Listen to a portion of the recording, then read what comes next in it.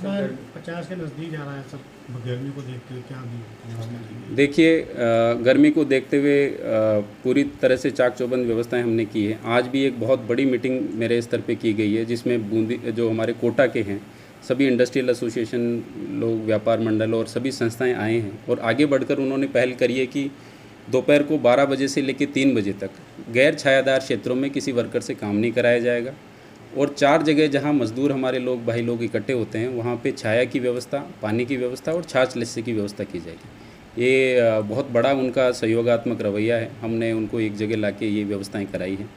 इसके अलावा अस्पतालों में जैसे मैंने कल निरीक्षण किया था, उस टाइम ये डायरेक्शन दिए थे कि कूलर की व्यवस्थाएं सफिशिएंट होनी चाहिए। अगर ख़रीदने में कोई समस्या है तो अभी किराए से करें, लेकिन इमीडिएटली करें। आज सभी एसडीएम्स हमारे तहसीलदार राउंड्स पे हैं, सीएचसी पीएचसी पे, जैसे ही कोई सूचना आती है उसमें इमीडिएटली हम रेस्पॉन्ड कर रहे हैं।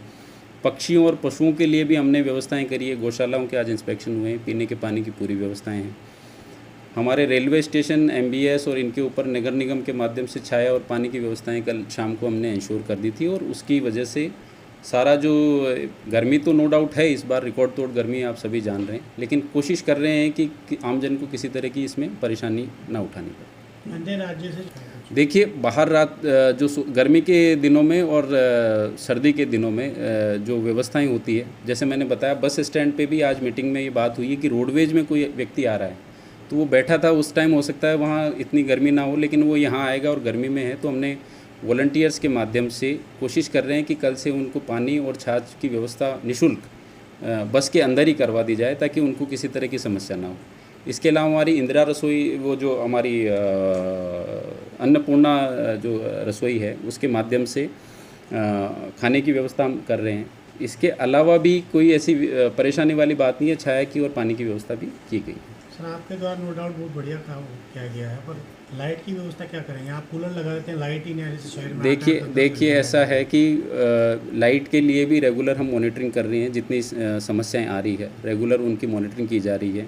सरकार के स्तर से और हमारे स्तर से बिल्कुल पूरे प्रयास किए जा रहे हैं। ओवरलोड की वजह से कई बार ट्रिपिंग हो जाती है, तो कोशिश करते हैं उसको टाइमली हम रिजोल्व करें। कई बार बड़े जो लेवल के जीएसएस हैं उनमें अगर समस्या आती है तो क्योंकि समस्या बड़ी होती है, रिजोल्व करने में थोड़ा सा समय लगता है और उसको रेगुलर हम मॉनिटरिंग करके कोशिश कर रहे हैं कि मैं खुद भी अवेलेबल रहता हूँ। कोई समस्या आती है रेफ़र करते हैं और अधिकारी लोगों से बातचीत करके उसको रिजोल्व कराने की कोशिश करते हैं। 12 मौतें बताई गई कि गर्मी से 12 मौतें हुई है। पोस्टमार्टम में जगह भी कम पड़ने लगी है। नहीं, ये एक मिस इन्फॉर्म्ड न्यूज़ है। मैं बिल्कुल स्पष्ट शब्दों में इसका खंडन करना चाहूँगा कि गर्मी और तापघात की वजह से अगर मौत हुई है तो उसका पोस्टमार्टम से ही पता पड़ता है। मैंने अस्पताल से रिपोर्ट ली है, उसमें भी प्रथम दृष्टया नहीं बताया है और पोस्टमार्टम होता है तो पता पड़ता है।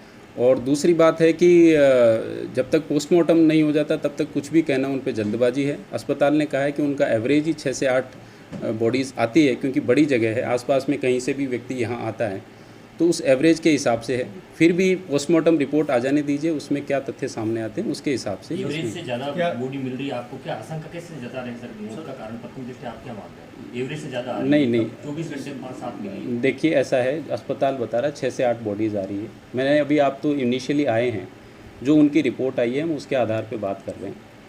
पोस्टमार्टम होगा तो ही पता पड़ेगा। उसको पहले ही लू तापघात कहना थोड़ा सा जल्दीबाजी होती है, क्योंकि कई कारण हो सकते हैं, कई कारण, कोई रोगी भी हो सकता है और बड़ी जगह है, सब जगह से अस्पताल में मरीज आते हैं, व्यक्ति भी आते हैं, तो उसके आधार पर ही कुछ कह सकते हैं। तापघात भी एक कारण हो सकता है, ऐसा तो मानते हैं आप?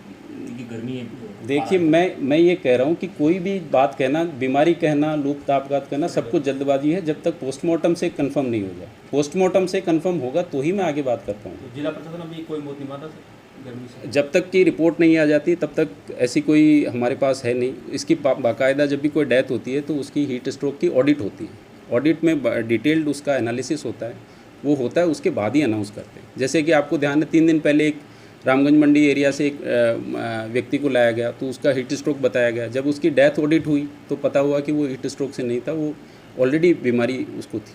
तो ऐसे कई चीज़ें सामने आती है, उसी के आधार पे कुछ चीज़ कर सकते हैं। सर, आपने मजदूरों वगैरह के लिए तो जो उनके लिए तो किया, लेकिन जो चिन्हित नहीं कर पा रहे हैं जिला प्रशासन, जो अज्ञात लावारिस जहाँ बैठे हैं, जो उनके लिए वो जिस भी जगह चिन्हित है, मैंने आज ही जो मीटिंग हुई है उसमें सारे जो हमारे इंडस्ट्रियल एसोसिएशन और संस्थाएं हैं, उनसे व्यवस्था करके एरिया आइडेंटिफाई करके उन्होंने एरिया पे डेली उनकी तरफ से छाछ और ठंडे पानी की व्यवस्था की जा रही है।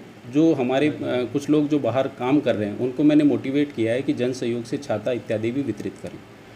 जब तक ये गर्मी है तब तक हम सबको सावधान रहना पड़ेगा। 12 से 3 बजे हमें बाहर नहीं निकलना, वो प्रिकॉशंस तो रखने पड़ेंगे। लेकिन जो लोग बिल्कुल जिनको समस्या है उनको भी हम कोशिश कर रहे हैं कि टेक केयर करें 1 बाय 1 स्टेप बाय स्टेप। पानी की भी समस्या सर अभी कहीं ना कहीं है, बस स्टैंड पे या अस्पताल की बात करें, वाटर कूलर है उनमें भी कहीं तो क्या भामाशाह से कहना चाहिए हर बार जो गर्मी में व्यवस्था करते हैं भामाशाह ठंडे पानी की हाँ, मेरी अपील है भामाशाहों के माध्यम से भी, मैंने अपने स्टाफ को भी कहा है और सभी आपके माध्यम से सभी से अपील करना चाहूँगा कि वो खुल के इसमें आगे आएँ, सहयोग करें। क्योंकि हम जब तक सब मिलके, और ये हमारी परंपरा रही है प्याऊ खोलने की, पानी पिलाने की, वो सारी है, तो वो हमने आज इसीलिए मीटिंग करी है और उसकी माकूल व्यवस्थाएँ हो जाएंगी, इसमें कोई डाउट नहीं। सर 12 बजे से 3 बजे तक मजदूरों का अवकाश रखा गया है, यानी वो काम नहीं करेंगे ऐसा और आदेश नहीं, आदेश नहीं है, वो उनको समझाया गया है। उन्होंने सुओ मोटो ये कहा है कि गैर छायादार क्षेत्रों में हम मजदूरों को नहीं रखेंगे। गैर छायादार छाया में बैठ के अगर कोई मजदूर हवा में काम करता है तो उसमें तो कोई आपत्ति नहीं है। गैर छायादार क्षेत्रों में उन सब ने कहा कि साहब ये तो मानवीयता है, तो हम ऐसे मजदूरों को इस जगह नहीं। प्रोजेक्ट के अंदर सर